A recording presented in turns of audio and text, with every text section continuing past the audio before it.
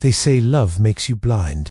But what if it's something darker? What if some women don't just stay with toxic men? They get addicted to them. And no, it's not because they're weak. It's not because they're foolish. It's raw, hardwired psychology. And once you understand this, I promise you, you'll never look at relationships the same way again. Have you ever looked at a friend, a smart, capable, amazing woman, and wondered, why does she stay with that guy?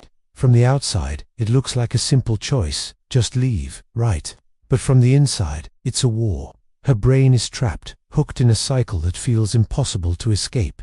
The very same chemicals that spark passion and desire are the ones locking her into a repeating pattern of pain and pleasure. That, right there, is the trap. See, toxic men aren't monsters 24/7. That's the myth. The reality is far more insidious. They master the art of mixing cruelty with kindness. One minute, he's distant, cold, and critical. The next, he's showering her with affection, telling her she's the only one. This unpredictability, this constant swing between hot and cold, creates an explosion of dopamine in the brain.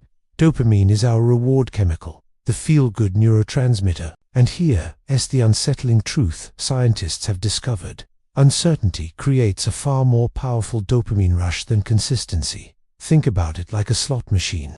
You don't know when the next payout will come, but the possibility of hitting the jackpot keeps you pulling that lever again and again. You become addicted to the chance of winning. In a toxic relationship, the woman isn't staying for the man himself. She's staying for the next potential win, that next moment of warmth, that next hit of affection. She's chasing the high, but it gets deeper and darker than that. Let's talk about something called a trauma bond. This is what happens when love gets tangled up with fear, anxiety, and intermittent rewards. When a partner is both the source of your pain and your comfort, a powerful, confusing bond is forged. He hurts you, then he's the one to console you. This emotional roller coaster, this cycle of high and low, becomes addictive in its own right. It feels so intense that it gets mistaken for profound love. The woman starts telling herself stories to make sense of it all. He just had a bad day. He loves me deep down. He just doesn't know how to show it. If I just love him a little harder, he'll change. But what's really happening isn't love conquering all. It's the trauma bond tightening its grip, making the idea of leaving feel like abandoning a part of herself. Then, there's the biological glue, hormones. Every time they're intimate, every time they hug, her body releases oxytocin. Oxytocin is often called the cuddle hormone or the bonding chemical. Its job is to create feelings of attachment and trust. The problem is, oxytocin doesn't have a moral compass. It doesn't care if the relationship is healthy or destructive. It just flows. So, even when her logical brain is screaming, "This is wrong, you need to leave," her body is being flooded with a chemical that tells her, "Stay close, this is your person." This creates an agonizing internal conflict. When she thinks about leaving, the pain she feels isn't just emotional heartbreak. It's a very real, very physical chemical withdrawal. The thought of being without him becomes physically unbearable. And we can't ignore the two silent partners in this toxic dance, ego and hope. Ego is that quiet, insidious voice that whispers, "I can fix him, I'm different, all the others failed, but my love will be the one that saves him." It's a powerful, seductive idea.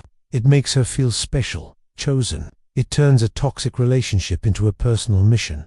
Then there's hope, the eternal optimist. Hope whispers, "Tomorrow will be better. That sweet guy I fell for is still in there. He'll come back." This hope is fueled by those rare good moments, the breadcrumbs of affection he strategically throws her way. These two forces ego and hope can keep a woman chained to a man who thrives on her energy and her belief in a future that will never arrive. And the toxic man, whether he knows it consciously or not, he becomes a master of this game. He learns that withholding affection makes her crave it more. He learns that giving just enough attention keeps the addiction alive and well. He becomes an expert at flipping the script, making her believe that his bad behavior is somehow her fault. "You're too sensitive," he'll say.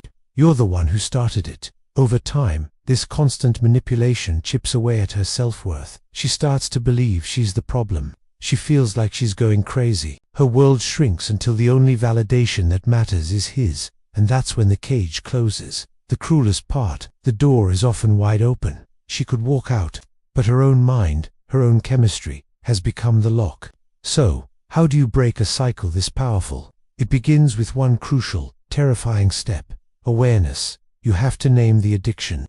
You have to look the truth in the eye and admit, this isn't love. This is a bond built on pain and intermittent reward.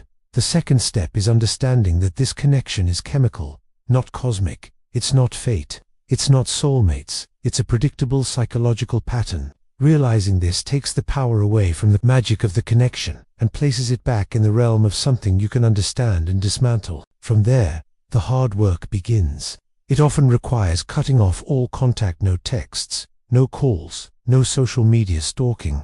This is the detox phase, and it feels like withdrawal because it is withdrawal. It's painful, and it's why so many women relapse and go back, just for one more hit of that familiar high-low cycle. Rebuilding your identity, reconnecting with friends, rediscovering who you are outside of that relationship. This is the path out.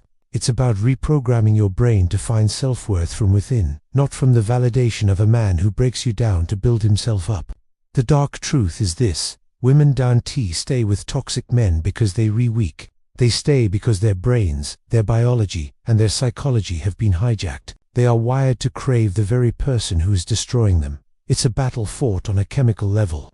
If this explanation opened your eyes, and you want more raw, unfiltered psychology to help you navigate the complexities of life and love, make sure to subscribe and hit that notification bell. The more we understand the hidden truths of our own minds, the less power toxic patterns have over us.